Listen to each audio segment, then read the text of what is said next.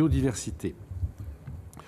Aujourd'hui, nous avons souhaité organiser cette audition pour évoquer la question du lien qui existe entre pandémie et biodiversité.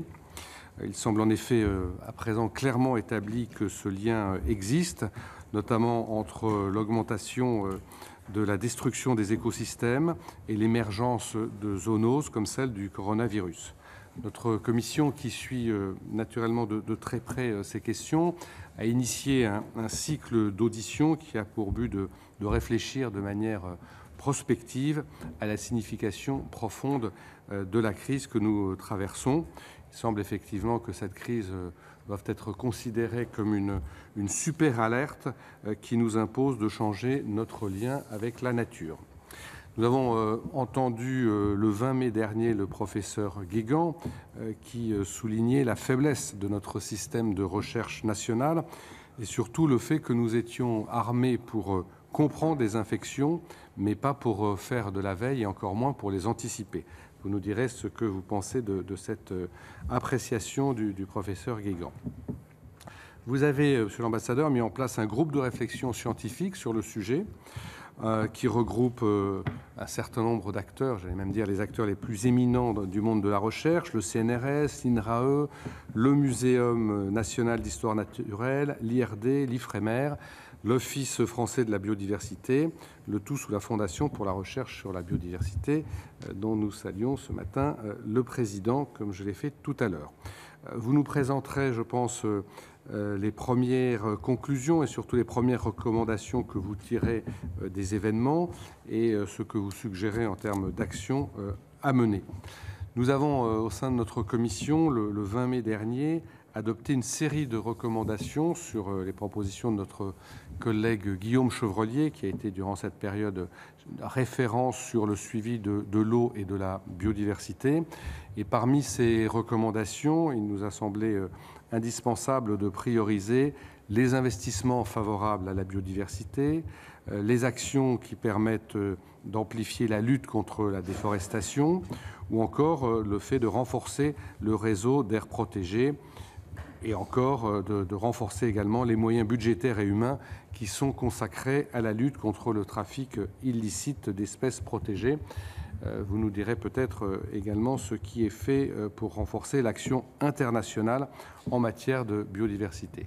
Voilà quelques éléments que je voulais évoquer en introduction. Nous allons vous entendre l'un et l'autre, et puis je donnerai la parole à Guillaume Chevrollier, qui, comme je le rappelais, est référent sur ces sujets au sein de notre commission, avant de donner la parole, bien sûr, à chacune et chacun de mes collègues qui souhaiteront vous interroger l'un et l'autre.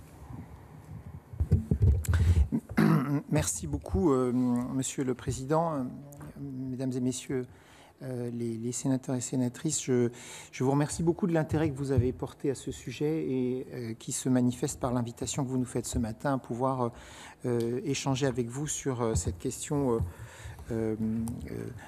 délicate, difficile du lien entre la biodiversité et les pandémies. On va se partager la parole avec Jean-François Sylvain.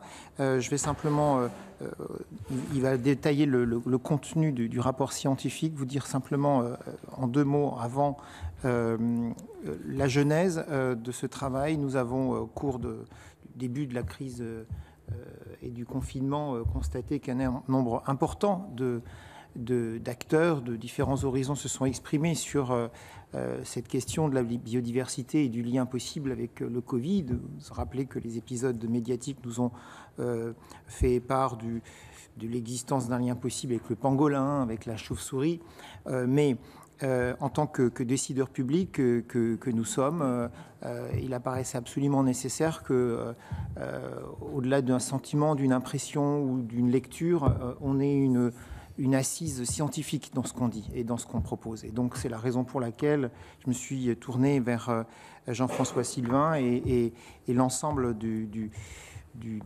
panel de recherche publique dont la France dispose, qui est extrêmement conséquent et reconnu.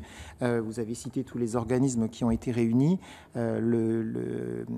C'était le 9 avril en plein confinement et a été généré suite à cela un travail d'expertise qui a été remis le 15 mai, donc dans un temps record, en un mois. Les experts nous ont rendu un rapport qui confirme, comme vous l'avez dit, Monsieur le Président, le lien entre les atteintes à la biodiversité et l'émergence de maladies infectieuses, dont vraisemblablement la Covid-19. J'y reviendrai tout à l'heure. Simplement pour vous dire que suite à la remise de ce rapport donc d'expertise scientifique, j'ai fait un second exercice qui, en interministériel, a été de recenser l'ensemble des préconisations politiques et des mesures que nous pourrions retenir suite au constat fait par les scientifiques. Ce n'est qu'un premier aperçu de tout ce qu'on pourrait envisager. Je vous en ferai part tout à l'heure. Je passe la parole à Jean-François. Merci.